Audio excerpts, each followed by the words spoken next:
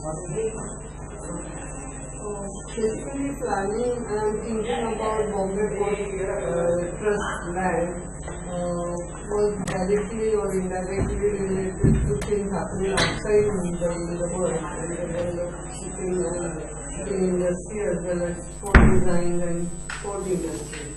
As far as we know that after the independence of India and other colonial countries, the empires were shaken, and basically it affected their trade with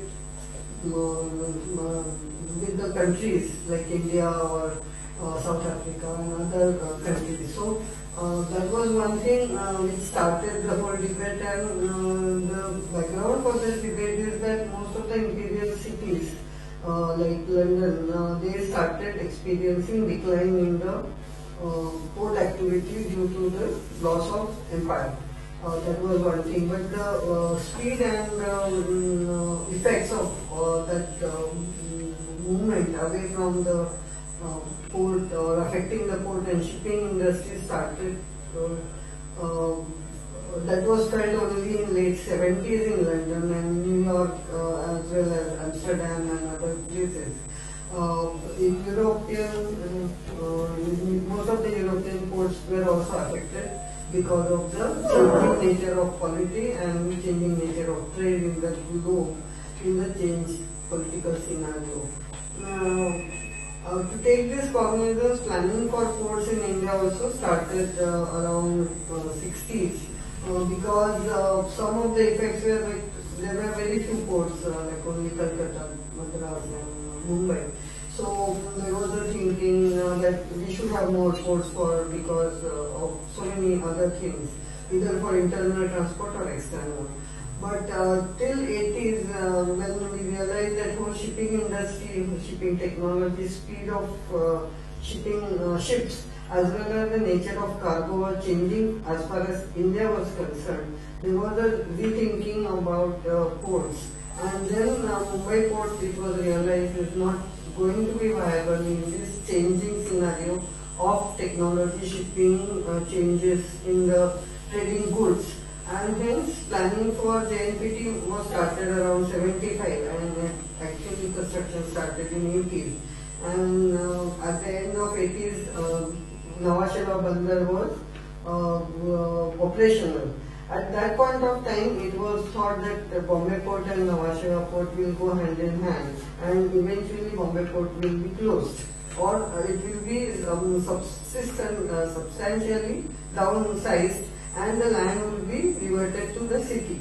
So it is not that it was not known that Mumbai Port is not likely to grow, but it is also likely to decline, and it was planned decline was also envisaged by the central government. And there is a letter by Prime Minister, and Nhava was approved for Bhajan project. It was also stated that gradually Bombay Port will be downsized. However, due to politics or I don't know what reasons, Nhava started developing as independent port, and Bombay Port Trust and link between these two ports was not really established as institutions, and they were seen, especially Mumbai Port Trust started looking at Nhava as a threat and as a competitor, and especially the workers movement also saw this as a threat to their jobs and their employment and decline in traffic in Mumbai port. That was one part of the port. Second part was that Bombay population was growing, demand for urban space was growing. At the same time, port activities were not only declining, they were changing in terms of goods and services. So more of liquid cargo and petroleum was imported and refined to the refineries and fertilizers. And by the late 80s, almost all bulk cargo in food was stopped. It was not necessary because India had become self-sufficient in food. And hence all these complex reasons were there for which actually started affecting thinking about Bombay Port in many people's mind, not only Bombay Port but also planners, also city planners, city fathers, and of course the real estate developers. So everyone was eyeing for the land, because land had become by 90s a very scarce commodity. Not only because actually in physical terms, but because of even the acts. Such as Rent Control Act had stopped rental housing, so there was a pressure and growth of slums everywhere in the city. There was Land Ceiling Act, which had actually curtailed complete construction on the private land, and Mada and all had become almost completed, exhausted their lands for construction of housing, and they had no more land bank to start with. Only other thing which allowed growth in the Mumbai region was Navi Mumbai, but the links were not established. So the pressure of Mumbai land was much more greater after 90s, and in such a scenario, one could see that Mumbai Port Trust land, which is almost in more than 1,000 acres, was naturally attracting attention for planners and even the policymakers. So that is my background. That's why you see a plan for expansion of port activities into cargo, which has been already implemented, which was opposed by Navy and many civil society members as well as institutions. But please don't go for this expansion of cargo and container yard and jetty and all that. One on an environmental reason, second on the economic reason. Without having a connectivity of railways, how you are going to make this viable? And that has proved right when we looked into the plan now. So one plan of expansion by MBPT was a failure. Plan of getting land to the city was not even started because central government did not act enough, had not been proactive in doing this. And on the other hand, UDRI kind of institutions, at least they were academically inclined to study what is the problem. So they started this study and completed in 2000. So there were three kinds of pressures of redevelopment of port land. And only recently the committee was formed to look into that matter. That is the background for planning.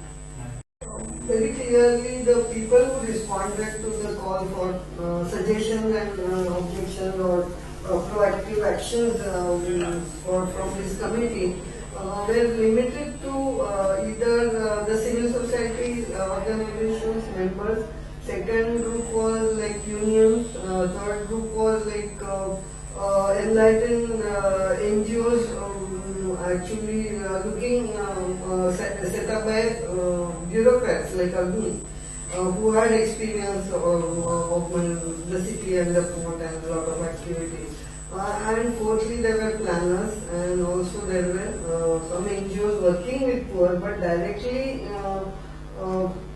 poor people never participated. Second thing, I was surprised that those tenants who are actually on the porter's land, none of them came up with any suggestion. And that was very surprising to me, especially the cotton green. There is a big building of the cotton merchants. They have a nice big building and heritage building. When we asked them, why don't you make some representation what you want to do with your property and land now that the lease is over. You should have some suggestions to the BPT, but these tenants, I don't think they came up with any suggestion. Fourth kind of response to this advertisement by MBPT committee was from other government public sector organizations like MCGM, MMRDA, MSRDC, railways, and they come up with their own plans, and which was very helpful in coordinating and seeing that what everyone was planning. For example, water transport was planned by MSRDC, but it was in isolation from MBPT, but they shared it. Or railways were planning to expand the harbour line. So all this committee was approached by these, and to a large extent when we were taking part into the proceedings of the committee, especially planning for the transport and infrastructure, we could actually coordinate all the proposals and mark them on a port land as if it's a one singular property, and then we looked into it, what could be tweaked and how could they be interlinked and what could be built upon the growth of this infrastructure which has been planned by railways or roads and BEST and MCGM.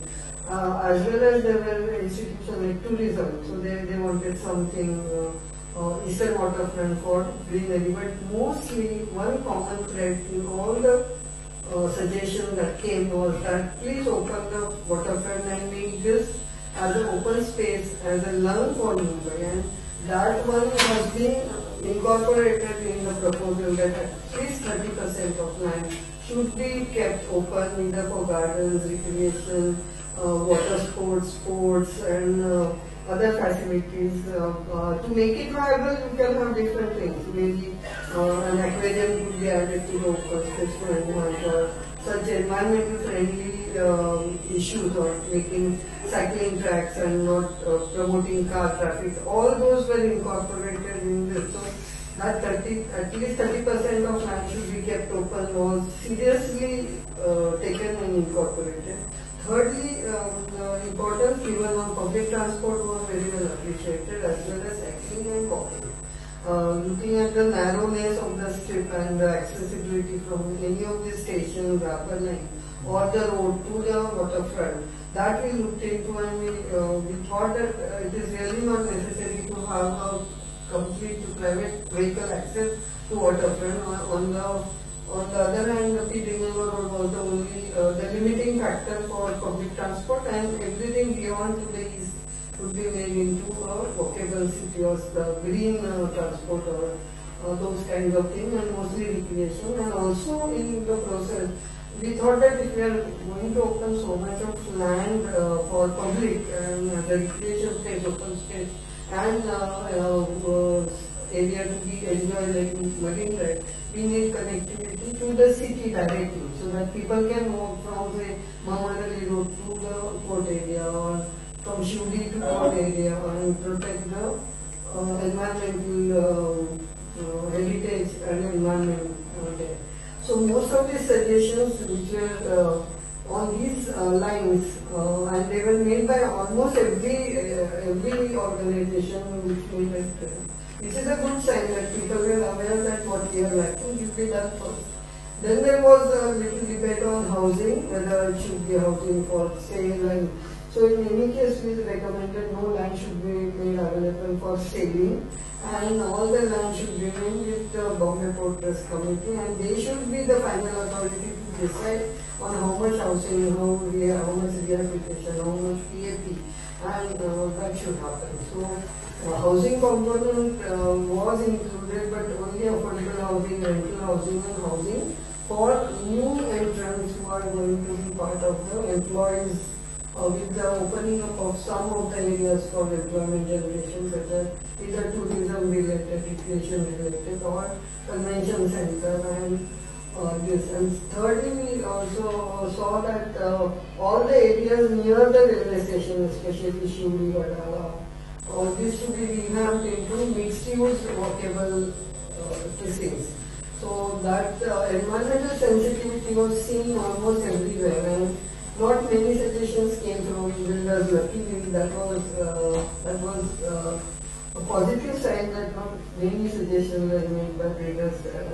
Of course, there were some suggestions, but not really builder-driven suggestions were entertained or received by us.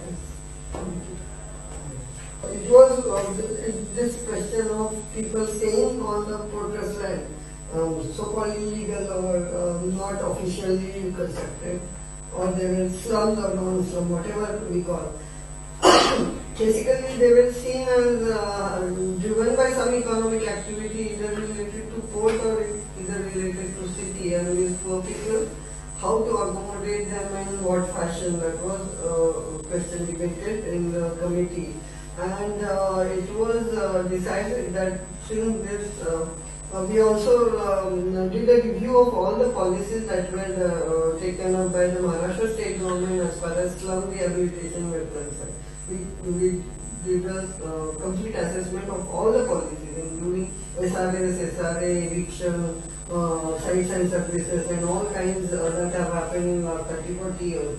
And also free housing, free replacement housing, as well as PAP housing by MMRDA kind of a thing. So we took stock of all these schemes, and we recommended, we thought that central government doesn't have a policy of rehabilitation or SRA kind anything on their own central government lands. So if a policy is made by DPT and other central government institutions should share that policy, and it should be sort of a uniform, maybe airport or customs or whatever lands there are slums. So one is that eviction has not worked, and it will never work. That has been categorically true. Secondly, we stated that free housing also doesn't work.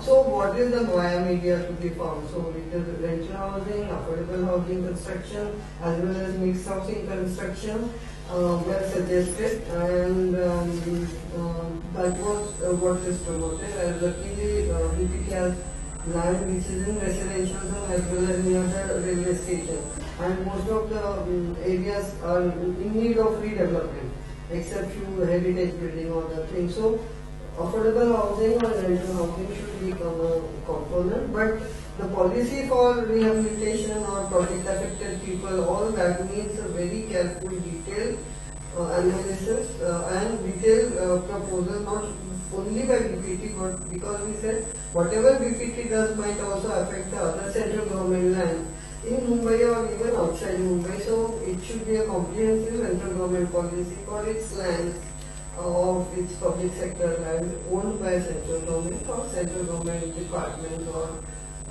companies, public sector companies. So there should be some kind of a uniformity, and how to accommodate, not on free land, not on eviction. So both these two options were clear-cut, no, and soft loan, subsidies, all these options were discussed, including reviving rental housing as a part of DPT, not only for the people who are staying there, but even reviving the rental housing as a affordable housing component for whole of Mumbai. That was also something was made very clear after studying all the models followed by different port cities in different countries. That on one hand it was the London model, which was developed as a completely private initiative, and an American company had developed, and the London docks had accepted it, and then it failed completely because the private sector could not really manage it, neither could finance it, neither it was a good response. So it was a completely failure of the model through private sector. Second model was completely public sector, which was not really seen anywhere except in Barcelona, but what they did is completely develop complete land as a recreation, and the whole port was shifted. So that was not the model what we thought is also suitable, because we thought, and we still convinced, that some part of the port activity will continue at least for next few decades, 2 or 3 decades. One for the as a entry port, or the secondary port for internal transport, or what is consumed in Mumbai, or what is produced in Mumbai also could be exported nationally, or the nearest port, and then it could be shipped into other places. So that was, some port activity would still continue. Secondly, port activity where the not only cargo ship but also the cruise ships, they would still come to Mumbai, because being the city of entry and attraction. Though the facilities are very poor, and right now there is not much of traffic. Still, that is as part of the tourism, we thought that it could continue. But secondly, the opening up of land for even the citizens, that was considered a major thing, and then hence the privatization of land or selling of land, making money and then utilizing, that was completely not considered at all, because we said that public land should remain with public, the control of the land should remain with the committee or MBPT, and land use, because it will not come up within a year that everything will start developing. So as and when some pieces of land become available for development, then a menu was developed and how to go about, how to participate with either the private sector or with MCGM or MMRD or with railway or with MTBC. So it could be public-public, public-public partnership, it could be public-private partnership, it could be partnership with the rental housing companies for management. So various models that were suggested for each one for each.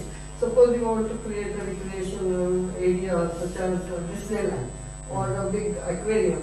Then the model was to make a contract with that company for only that specific facility and not for selling of land and everything. So how to partner, how to share the revenue, how to rent it out, how the contracts to be made, all was for each parcel of land. We suggested which MUPT should develop it in a different mode and not one single area and completely given to that authority. Either private, public or even public-private partnership. We thought that even these pieces should be looked into and then models should be developed for smaller. Yes, we are not looking at that because within the port area there is a lot of industrial area also at present, such as say Britannia Industries, and there is another industry, Hindustan Liver. So there is a large industrial area. We are saying that these industries will remain there, but not in the form they are, because mostly they are Hindustan Liver. They are not producing soaps and everything. So what kind of industries will come will be small and medium industry, at the most medium. Basically there will be small workshops, industries catering to the local market, not for export. Like earlier, like textile was exported to the on a large scale from Mumbai. We are not looking at that kind of manufacturing hub in VPT land, but definitely part of land which is seen, which is there as an industrial area will be kept as an industrial area, but for smaller manufacturing like printing, xeroxing, or textile printing, or small, non-polluting, or say bookbinding, or such kind, or making small packing industry, like making something. And so all those will continue with there, and those will be generating jobs, and that also will be massive. That how many jobs will be created in what sector? For example, transport will create certain jobs, the industries will create jobs, the mixed use will have a lot of retail happening there. Then there will be convention center where there will be tourism related jobs. Then there could be education institute like medical hospital or education institute or union college. There will be jobs for the staff as well as hostel for students. There is already a maritime institute which could be expanded and made into a larger institute where students with population will be there. So we are not looking at it as a economy area. It's not only recreational area. Basically, we are looking at it as a multifaceted area. At least it will generate jobs, but they will not be all related to port activity. Definitely, port we still continue with port to a smaller extent, but mostly the port will be now we ask them to refurbish look at the refurbishing of the port so that it is ready for different kind of operation. So even that is part of the report, that Bombay Port Trust can't continue the way they want to only car export. I think that is not viable, or some bulk cargo in chemicals is happening, which is not to be supported. So what kind of port activity will be given, but it will be largely smaller cargo and mechanized one. So creation of jobs in ports is not going to be like another 40,000 directly employed and lakhs of workers loading, unloading, the shipping material. That is not envisaged. But still transport, recreation, tourism, retail, entertainment like aquarium or museums, then institution like medical institution or education institution. Those jobs will be definitely there, but mostly they are service jobs, what we say, not necessarily. And one has to accept and see that cities also change economically, and the Mumbai has not remained an industrial or port, primarily port or industry. It has been matured into a services sector, financial sector. So jobs will be created in wherever new sectors are getting opened up. We may know after 10 years new sector might come up. So we have to be ready for that. But definitely port employees demanding, retirees demanding housing, I think that is a little far to face. They have to give houses to people who will be working here. And not those people who have retired and have nothing to do with this. Just because they were employed, they are demanding, I don't think it is justified. I think we should bifurcate this whole employment and residence into two parts. Some of the residents are directly working related to port industries or port offices or trading offices or even handling the cargo or transport or truckers, all those. So there are some relation with port or shipbreaking. For example, we said that shipbreaking activity definitely has to move out of Bombay port. It is not the correct way of allowing shipbreaking here. So there is no data available that how much shipbreaking activity is generating how much employment. So we said find out alternative location for shipbreaking site nearby, say somewhere within 100 kilometers either on the coast, either in the north or south, and move the shipping and plan for it for the shipbreaking activity, because if you feel that it is an important activity which can earn region and which needs to be on the coast, then you can move the industry, plan it well and plan along with the employees. So some of them can move out. It is not necessary that because they came for shipbreaking activity, if shipbreaking activity moves, let them move with it. So that is what we have suggested to assess where the employment is. For example, transport sector. Many number of transporters having offices there are employed. That will continue.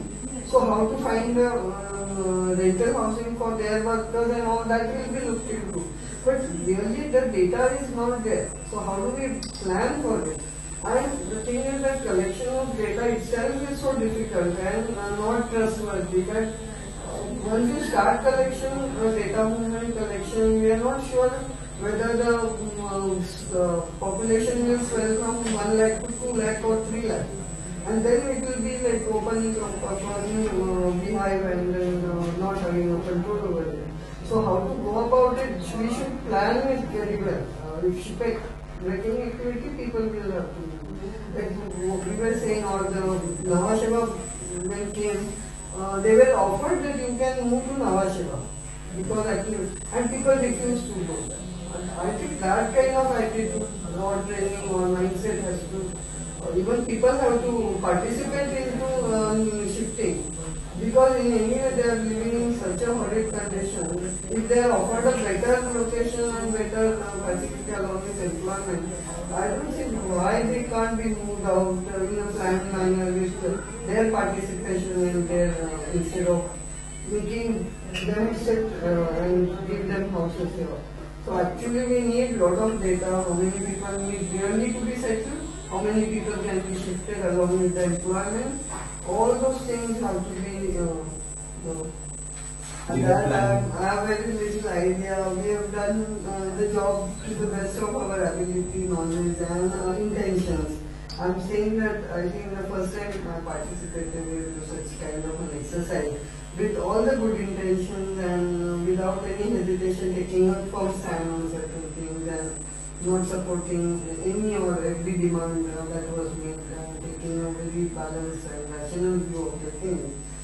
I don't know how it will proceed because now once the report is gone to the central ministry, it is up to the ministry to look into all the facets. The most difficult thing I still feel is that to make this into a workable plan, the main hurdle in the process is something like 3,000 tenants who are, some of them are official, some of them are non-official, whose visas have expired but they continue to go. Some, there 1,500 cases are filed in the court. So if these 3,000 people, none of them came to the table and discussed their problem and their intentions in this plan, that was one set of stakeholders which was completely absent. And that is actually a major block into the any kind of development process or thought, thinking about development. And that's what I see. It's the report has gone, but unless this issue is taken head on, and along with these tenants having, how to, you can't force them to come to table. They never came. In spite of giving them many chances that please come and do. They prefer to settle everything in the court, then it is very difficult.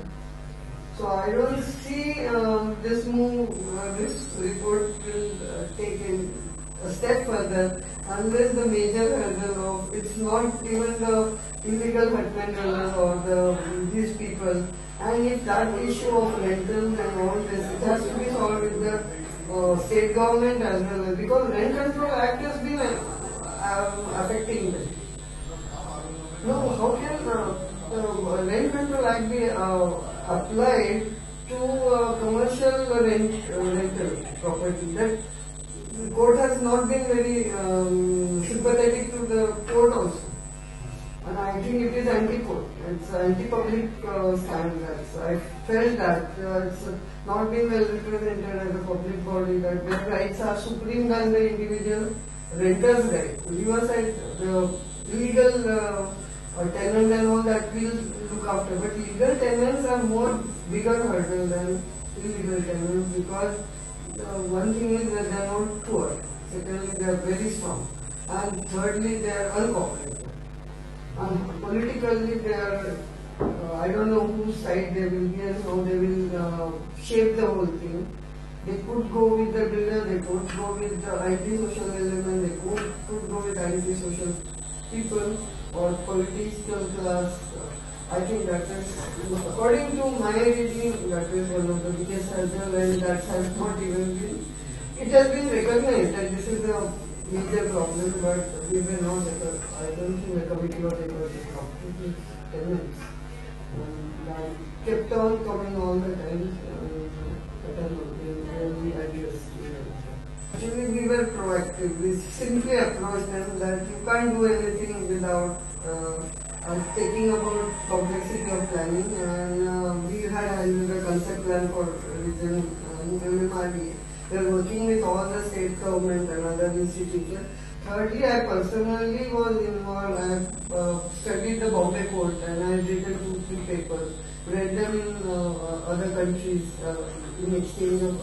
So I have learned a lot about the court business. So my personal interest was also there, that I requested our director that I think the whole committee was not so knowledgeable as much as MTSU could bring to the table, and that's why we were very proactive. And the committee was allowed to take co-opt members, so our director was able to, when we explained all this, he was co-opted as a member. So I think that was the right thing to be done. I don't think any other typical government or body would have done this. I think as MTSU is located in a particular fashion with open sources to all the things and approaches, I think we had that advantage, and we took advantage of our position to push ourselves on the committee. And I'm not regretting that. We have no control over outcome of finally, but at least we should be proud that we were part of it.